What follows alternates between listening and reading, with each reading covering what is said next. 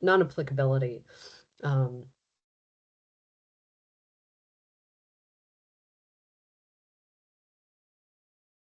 Oh, and I just realized I was covering up where I might be seeing people's hands. Oh, but there are no hands. Okay. And as always, we can come back to these topics if they're, Hey, Lily. yes. Okay, thank you. Sorry. Oh, I think my computer's a little slow this morning. understand. Just, as is stated in our letter, I think I just need to make an umbrella statement that there are several of the spots where we think that the additional granular data goes beyond the statute. Say that as our general statement. Thanks, Daria. Appreciate that. Any other comments or discussion around narrative description or non-applicability? The next was clarification of other costs. And I realized I did not put the context here for that. I believe that was around marketing increases and things like that. And there was, an item that was just other costs. And the question was, what does that mean? And the, I guess, glib answer is we don't know. We don't know what it means. We don't know what we don't know. But things that we could imagine could be included in other costs would be new federal laws, overhead cost increases, changes to competitors, supply chain issues. So that's really what we are thinking of here, is just things that we're not aware of that might impact cost, changes to costs. Sophie, did you want to add anything to that? Looked like maybe you came off mute.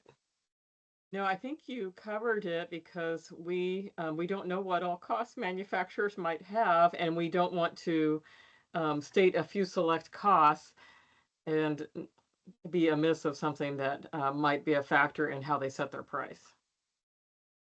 Yeah. Thanks, Sophie. There aren't any kind of questions or comments about that. I will move on to that last bullet point, the details of public funds. And we did, that this is again under the umbrella of, some concerns around the breadth of reporting requirements.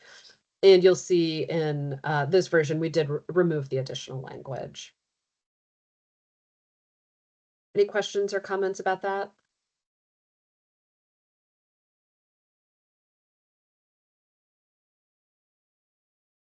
Okay, trying to give extra time for people whose computers might be slow. Okay, let's go ahead and go to the next slide. Okay, so the next kind of tranche of member topics and recommendations, there was one around confidentiality concerns and wanting some clarification about advanced review and appeal. And that is something that we would really appreciate some more detail on. I wasn't exactly sure what part or changes to the rule that was referring to. So Daria, I'm not sure if you could speak to that a little bit more. That was at the uh, bottom of page 3 on Pharma's letter.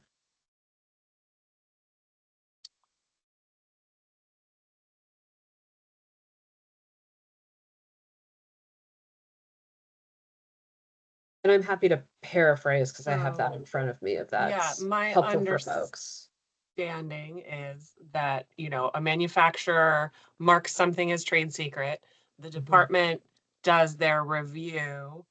And then the question is whether, like, if you decide, actually, this is not trade secret, this is publicly Googleable or whatever, then does that just become public, or do you go back to the manufacturer and say, this is our determination, because they may want to? Yeah, we're required to issue a determination if something's claimed as trade secret. So, but there's only that 15-day appeal window on the determination. But yes, we're required to issue a determination before anything's published. We once we issue that determination, if it's appealed, then we'll evaluate the appeal. If it is not appealed, then we will say that it's now final. and there will be basically, another 21 days before it ends up getting published on our website. Okay, and I just don't remember, is that spelled out in the rule? Because that, I think, might have been what we were commenting on, that like that's not clear in the rule. Oh, it That should that be. is spelled out in the rule, and that Okay. is not something that has changed, the 15 days and 21 days. And I was just pulling up that section of the rule myself. Happy to pull that up if that is helpful. Just yeah, is that helpful to the discussion, do you think, Daria? Pull that up? Um, Yeah, we can do a quick peek at it. I mean, This- I've got it up too. Yeah. It's about time for Karen and I to switch anyway. Perfect. So that's on page 11 of the rules. And so we 0540 issue information. a determination with, let's see, well, actually, let's see. Oh, that's reviewing appeals. So none of the changes that we made had to do with the timing of any of the trade secret kind of notifications.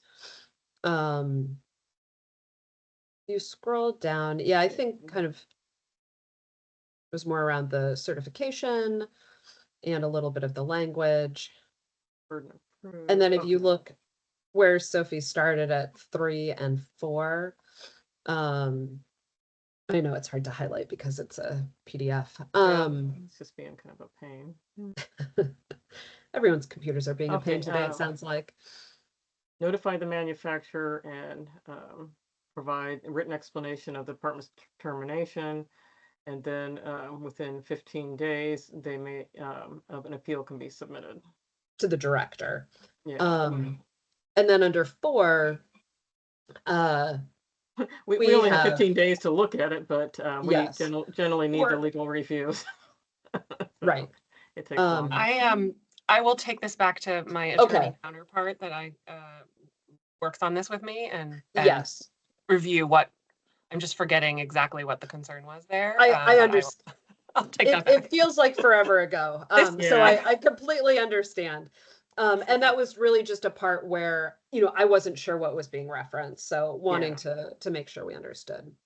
And I'll go ahead and use this opportunity real quick too to mention that we have happily been seeing some claims that are detailed and specific, and stating that this specific information is being claimed as trade secret, this specific amount is being claimed as trade secret, and we've actually been able to agree with some of those claims without having to issue a determination, because they have delineated between just saying, oh, everything in here is trade secret, even though some of it is about our website and our advertisements on TV that everybody knows about, and things like that, instead of delineating that it's specific marketing costs or specific patient data, that we are claiming as trade secret.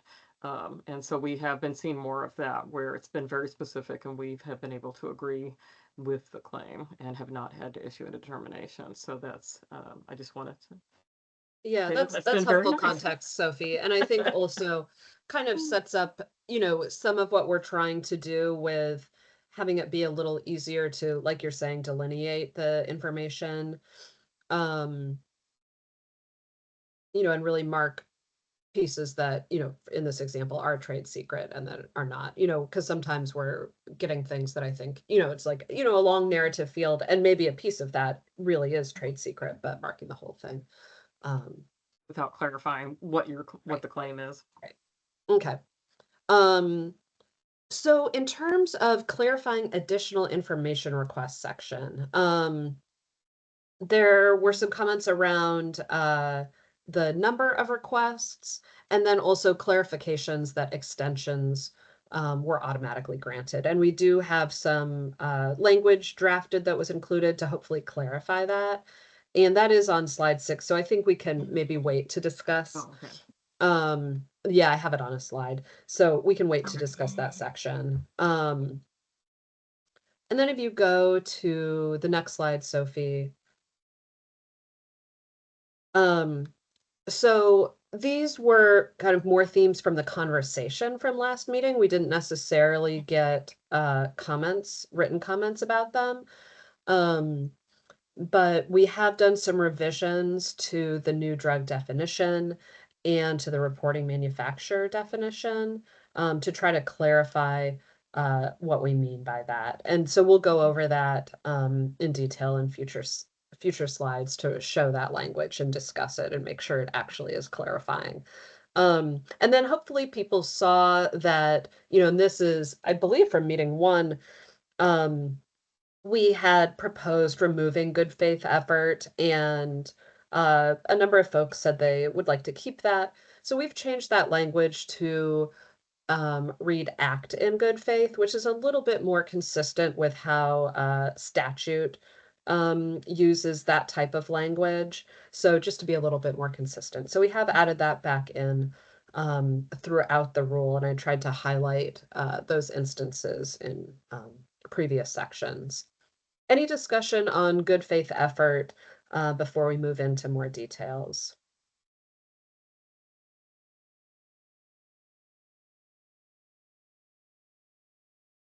And then lastly, and these, I imagine anything else will just come up as we discuss. So don't hesitate to bring up new things or things that we may have overlooked from previous meetings and comments. So go ahead and go to the next slide, please. Okay, so this is about the additional information requests. So there were some comments just, first not understanding why we had eliminated subsection 5. And so adding this new highlighted information to really try to make that clear. And we'd like to ask if that does make it clear to Thank folks. you. Yes, that does make it clear for us. Excellent. Excellent. And I think there was a comment too, and I know we don't have this up right here, but about the number of requests. And in statute there, it does not specify one request, just a request. And so we're comfortable leaving kind of the one or more language in the rule as we have written. And just to clarify with that, we sometimes have to follow up either with a non-response or an insufficient response to an initial request. So. Mm-hmm. Yeah. You can go to the next slide, Sophie.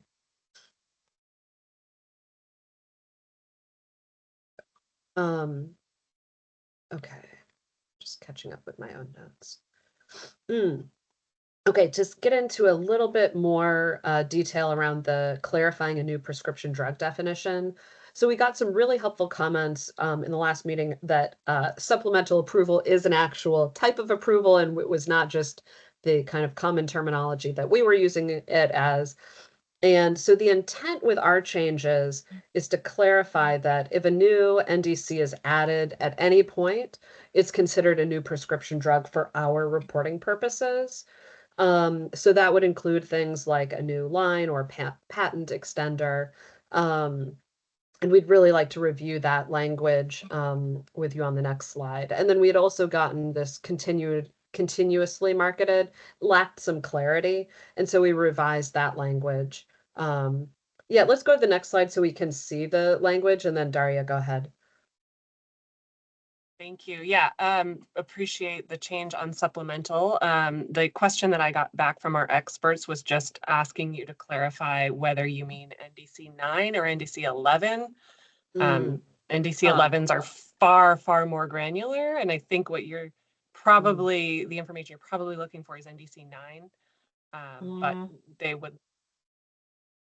No, it's that we're talking about package NDCs, not product NDCs. So we can put that in there if that would be clearer about that we're talking about package NDCs. Yeah. Was anyone else? It sounded like I heard another voice trying to come off that wasn't Sophie or Daria. Was there someone else who's going to speak to that? Hi, this is Lynetta. Hi, Lynetta. Sorry. Thanks. No. Sorry. Please.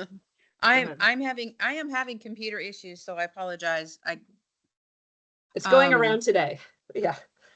Yeah, so when you have a supplemental approval, the one thing that I want to understand is, acquired products. When a company A, sells a product to company B, at some point, they will issue a new NDC at some point. They may sell under the old for a while, but if they don't change the WAC pricing, that's still not considered a new drug. Is that correct?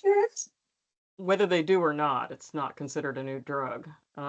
If But- let's say that someone purchases a drug that was never marketed Right. and they put it on the That's market, then it's a new drug. If right. they purchase something that was that's just getting a labeler and name change, maybe a price change, maybe not a price change, doesn't matter. It's still not a new drug. Still not a new drug, but if they change the price, if they change the WAC price and It's not a new drug, but it might require an annual increase report. increase reporting, correct. So I just wanted to think through that. Mhm. And then really the intent here is with a unique NDC, it's a question.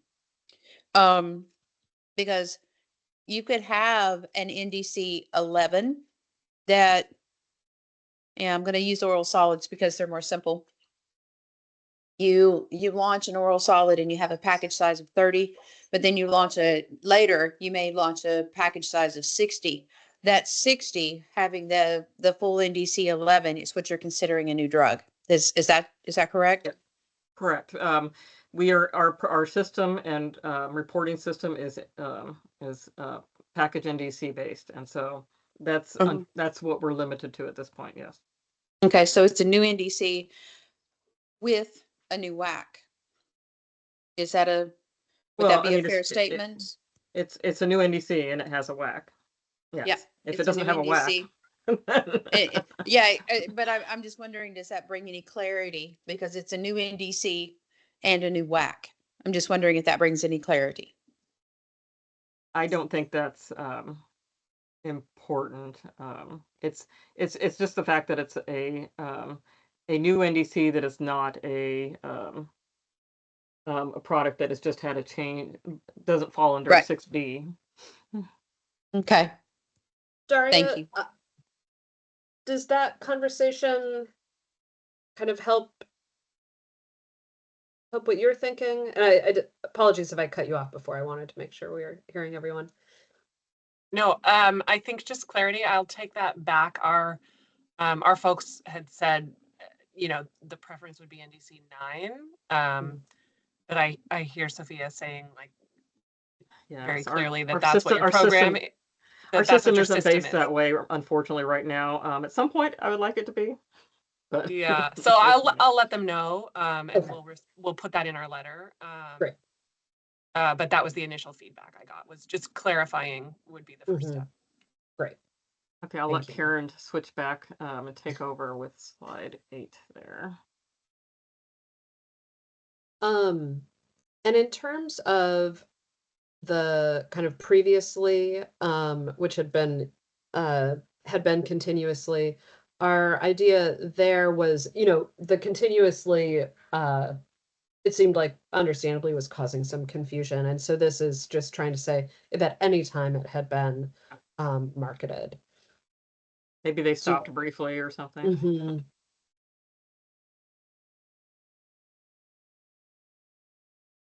Any thoughts around that change? I do think that brings clarity. I'd raise my hand, but it's not working. Feel free to just speak up. I'm sorry. I keep trying to raise my hand, but it's not working, so I apologize. No worries at all, Lynetta. And taking a hammer to the computer just won't help, will it? No, I was traveling this weekend, and since I got home really late last night, ever since then my computer is not working. I don't know what happened. It may still be in Washington DC for all I know, but yeah, I do think that brings clarity, a bit more clarity, because continuously it was always on the market, and we do see a lot of manufacturers that will market a product. Something happens in the portfolio, they decide not to continue with it. They may divest it to someone or do something with it, sell it, whatever, and then it's marketed again. So I think the intent here is that you're looking for it to be, something that was out there previously. It could stop and then come back on. So I think that's better. Okay, thank you. Right, if there aren't any other comments on this section, let's go ahead and go to slide 9. So this is around the clarifying the reporting manufacturer definition. So again, our intent has always been and is continuing to be that we include virtual manufacturers in this definition. And we know that they do need to register with the Oregon Board of Pharmacy. And made some changes to paragraph C that are highlighted here and want to see if that is clarifying that the intent always has been to include virtual manufacturers.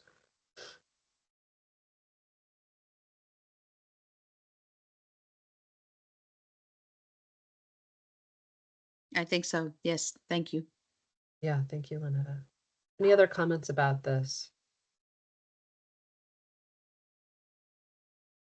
And I'll just say that basically we need somebody to be responsible for the reporting, and so it's generally going to be whoever's on the labeler name or setting the price, that type of thing. But I know there's a lot of very different agreements out there between multiple companies about who's doing what. So somebody needs to be responsible for reporting, and this is how we try to make that determination.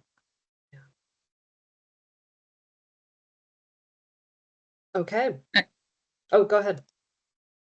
No, I understood. I thank you for that because it is not easy. It's not easy to make those decisions. It's not easy. So thank you for that. That helps.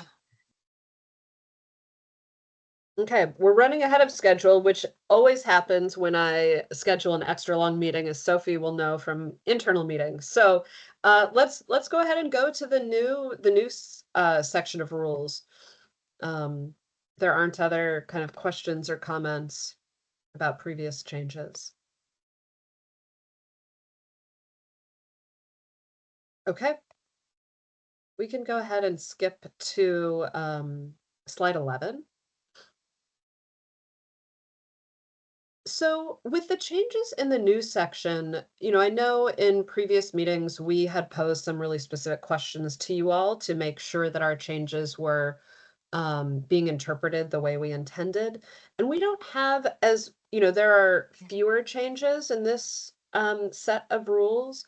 So we don't quite have those same questions. So what we're doing is just providing a little bit of background and context.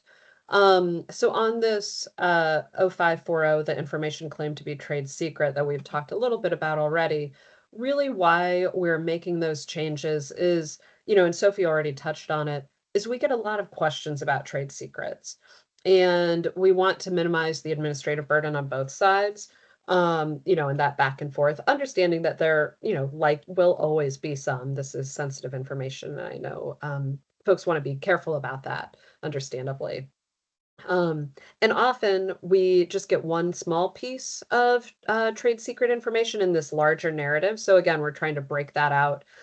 So we wouldn't have to have that back and forth if that is the case. So we're just trying to be more efficient with identifying trade secrets. So that's really the context behind these changes. And happy to pull up that section of rules to see if there are specific questions from you all. And I'll just mention real quick, one of the things that we're hoping to change in IRAG with the narrative fields is to very least have a part of the narrative field that is not being claimed as trade secret, and then a part that is, to have different boxes for that to make it easier to to basically tell us what it is what part you are claiming. We might get some people that will put the same text in both, but we're hoping that that will help clarify that. Yeah. I think Go that's a ahead, great Lynetta. idea. I think that's a great idea.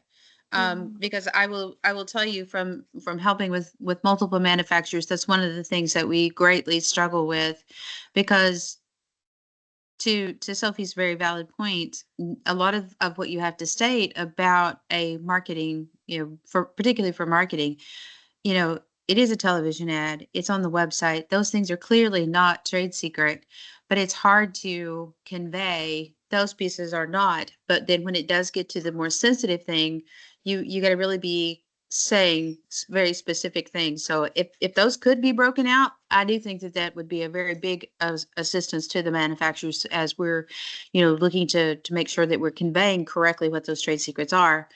Now, some of the bullet points, and I always look up on the 5 bullet points. I got to answer, I got to help the manufacturers answer those 5 bullet points. And some of them are very, very short and sweet and to the point, might say not patented information. Is that, I mean, trying to make sure that we're conveying to the manufacturers the most appropriate ways to do this. So if there is something that you can suggest or provide direction that you're really looking for, I think we're, most of the time I think we're closely aligned, but if there's something that's, I guess, what's missing? What's missing? Yeah, we can't always do that, unfortunately, because of the nature of it. That we need to say, here's the guidance, and then it's your burden to explain why, and meet those criteria. Unfortunately, if we gave people like, hey, here's an example, we would get that example on every report from some people. So, Agreed. yeah. I agree with Yeah. that one. Because it's hard to convey because the manufacturers are looking to say, what is it? Can you give us some additional guidance or something else that you can share with us besides just what's there? So I'm just trying Yeah. to think of ways that we could get to the point that we're both There are trying some to get to. legal issues with that. So, Yeah. yeah, Okay. I thought would probably be the case, but thank you. I hear what you're saying though, Lynetta, wanting to have that happy medium of, minimizing the burden on each side. So, I am glad to hear that that future change in IREG would be useful. I will say that copying and pasting the rule is not sufficient. The rule? Copy and pasting the rule, the 5 requirements Yes. from the rule Yes. into the Yes. justification and adding no additional language or very Yes. little additional language is not sufficient. Correct. No, Not that that's ever understand happened. that. Or picking I one and understand. saying, I pick these 2. That is not That is, sufficient. yeah, that's the most common thing we see is, oh, I'm just going to pick this one because it most affects. No, it's all. I understand. Thank you, though. Are there other questions around this section? Yeah, go ahead, Daria. Thanks. Could you explain the insertion at D, A, and B of the certification language? Would you, Karen, do you mind pulling up the rule? Thank you. And go to 0540. I think that is on page 11.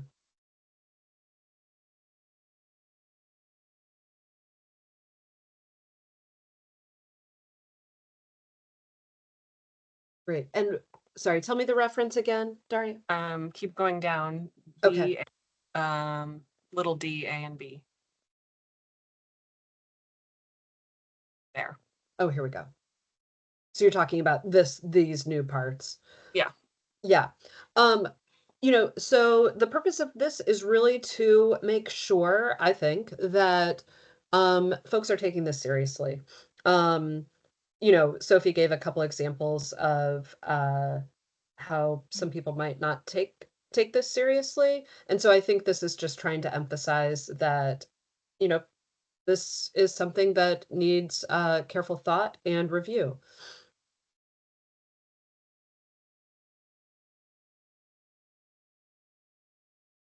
And giving a little guidance, that these claims aren't available on the internet or other sources available to the public. So just providing a little bit more guidance and I guess the ask of a double check. I mean, that's how I would think of it. Yeah, like when we're going to be removing the ability to claim the WAC price as trade secret and the ability to claim dosage as trade secret, because those do still continue to get claimed, and they obviously are available. outside the company. So so things like that, I think this will help kind of clarify with that as we update IRAG. Yeah. I've asked our attorney to take a look into that further. The initial response that I got back was concerns about expanding civil penalty, and that it was pretty broad, and that would really that was alarming to some of our member companies. So I don't have a detailed response, but I will, flag that for you, that we will be addressing that in our letter Great. with concerns over that. Thanks for letting us know. Other comments on any changes in this trade secret rule?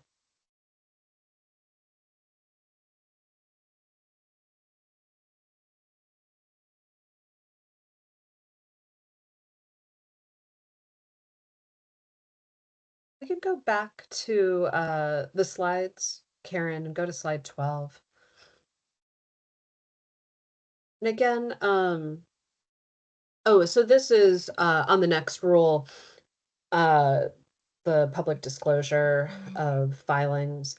And what you see here, it looks a little funny that we're removing most of that rule, but what really is going on is that we think, Sophie and I were not, there are people still with the division who were here when the original rules were written, not me and Sophie, but that section, that kind of timeline portion was written before IREG was in place, and that the process is automated. So there's really not an actual review timeline at that stage, and there's not a need for one. So just removing that. And I don't think there were other substantive changes in that rule. And we've also added to IREG some statements reminding folks that this information that's not marked as trade secret is published directly to our website once they submit it. Well, not exactly after they submit it, but once we start the review process, then those data elements are published to the website at that point. So we try to put that extra warning in there to remind folks of the automation there. Any questions or concerns on this section? I know it can look perhaps alarming or strange to just remove large sections of rule, but to us, this was just reflecting what is actual practice and has been.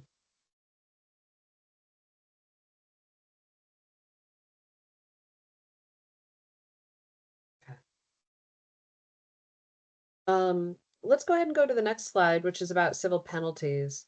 And again, we didn't see very, the changes that we have made are not very many to us, or, not as substantive as in some previous sections. The main thing that we did was add timely, which aligns more closely with statutory language. Happy to discuss that or any other changes in this portion of the rule.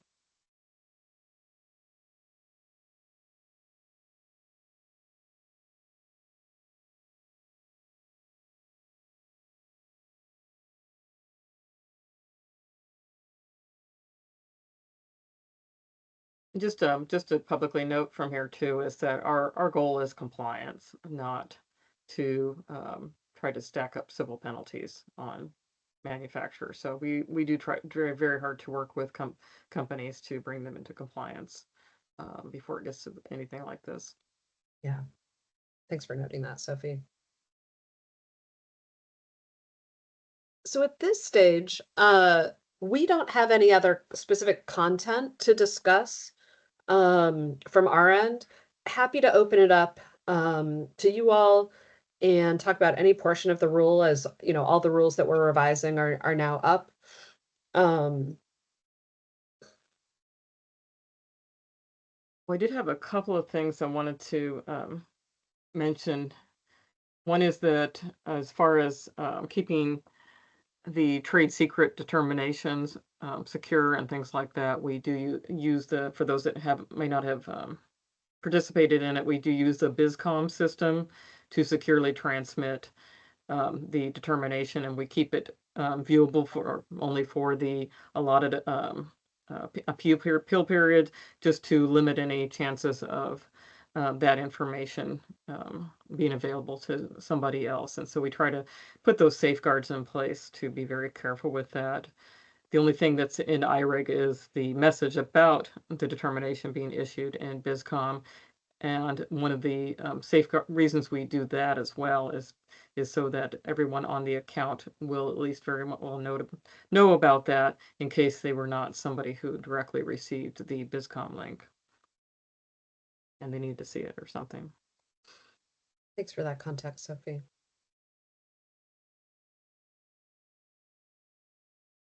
Anything folks would like to discuss about these rules? I know there are things to take back. And we were a little surprised we only got one written comment letter last time, and would love to receive more. You will see that I added a 4th meeting in later November, and that was really, initially we had hoped that there would only need to be 3 meetings, but we thought, these sections warranted at least the opportunity for conversation after having a chance to sit with it and taking it to your colleagues. So that's why we added the last meeting, for a little context there as well. Oh, I forgot one other thing that I don't think we really were hoping to get guidance and thoughts on, was the span of marketing for the marketing costs issued in a new drug. And so I am still hoping that folks can give some comments and thoughts to, because we'd like it to be consistent, and we will just have to come up with the time span ourselves if we don't have some direction from what makes sense from a manufacturer standpoint as to putting in those costs that may have occurred or prior to the drug start marketing, and the costs that how much of the costs that occur or that you would estimate for at least maybe the first 6 months, the first year, the first something. I don't know. Yeah, Lynetta, go ahead. So would it be okay if I apologize, I've been traveling and wasn't able to get my comments back in. So if I were able to get you some comments within, say, early next week, would because that is something I was hoping that you would bring up, because that is one of the things that is very difficult for the manufacturers to determine, particularly around, if it's it's a brand new product, it's a brand new company, they're not necessarily in the marketplace now. That is an area that's really difficult for them. And I spend, a lot of time trying to help trying to bring some guidance and some clarity there, because they really don't have a good, the before, they have to be very careful, because a product, you can't really do a whole lot prior to when a product is marketed. So you have to be really careful about that. It might be easier for them to tell you what what they're going to accrue. Because it's not necessarily, they may not necessarily have actuals. Are you, maybe I should try to take this back and put some things in writing on that piece of it, because that is an area that's very difficult, because technically they cannot market before an approval. They can start activities, and they can start planning, they can start, maybe they are building a website, or maybe they do have some activities, but they technically cannot market anything prior to an approval date. So that's always the source of, how do we define that? How do we determine that? So maybe I'll try to put some things in writing that I'm hearing from the manufacturers around that might help bring some clarity to it. That would be really helpful, Lynetta. And don't worry about doing it for early next week. If you go to the last slide, Karen, our kind of deadline for written comments is November 4th. So in those comments, include anything on any portion of the rule that you like. Okay, thank you. Even, things that we haven't discussed. So yeah. And just so you so know, don't rush on that. Yeah, and just to clarify too, we will definitely want a before and after, because the FDA approval date for start marketing is not always the date that a drug is first marketed. And so Correct. there are frequently where it's like, oh, the FDA has approved it. Okay, now we're gonna take the next 6 months to get ready to do our actual launch. And so there will be some actual costs before the actual start marketing date, which is, you know, that later date, not the FDA approved date. And so then you wouldn't be filing, you'd be filing that report within 30 days of that actual start marketing date. And so you would have some actual costs that have already been in play, and maybe even ads running, you know, and things like that at that point. And as well as some future budgeted. And we put the word planned in there. And so you're talking about accrued, you know, usually means that it's already happened. And so so that's what we mean by actual. And budgeted or planned, you know, would be what we mean by, you know, would be included in the planned costs. Okay. And so those are the kinds of or expected things like that. Okay. So that's what we're trying to be inclusive of. And so any suggestions on the way that we describe that and the span of time, so that we can have consistent numbers from manufacturers, or at least hopefully we can have consistent numbers from them, at least ask for consistent numbers, so that we're once we have that separate field in IRAG, we can actually be comparing apples to apples, and is the hope. Okay.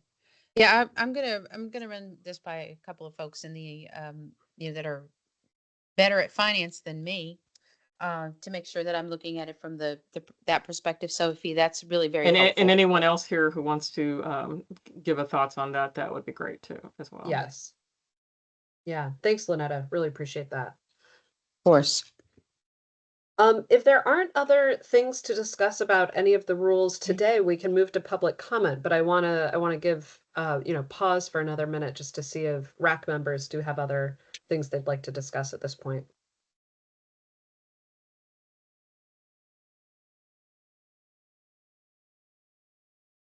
Okay, not hearing any, and knowing that we have another opportunity to discuss as a group in later November, let's go ahead and open it up for public comment. Has anyone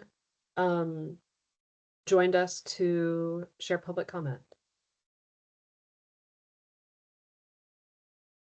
Feel free to come off mute or raise your hand or chat. Trying to cover all of the technology issue bases.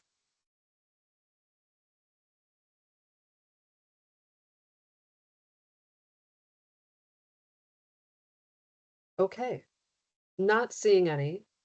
I think we can adjourn early. And Daria. Just was getting ready Okay. to say thank you. Really trying to pause for people. Yeah. Okay. Well, of course, when I schedule a 2-hour meeting, we don't even need an hour. So I'm very happy to give you back some time, and glad that we'll be meeting again to discuss the rules as a whole once you've had more time to sit with all of them. So thank you all, and we'll see you in late November. And if you do have a conflict, please let us know in the next few days, so we can work on scheduling. But thanks, everyone. Thank you, everyone. Thank you. Have a good day. Bye. Bye-bye.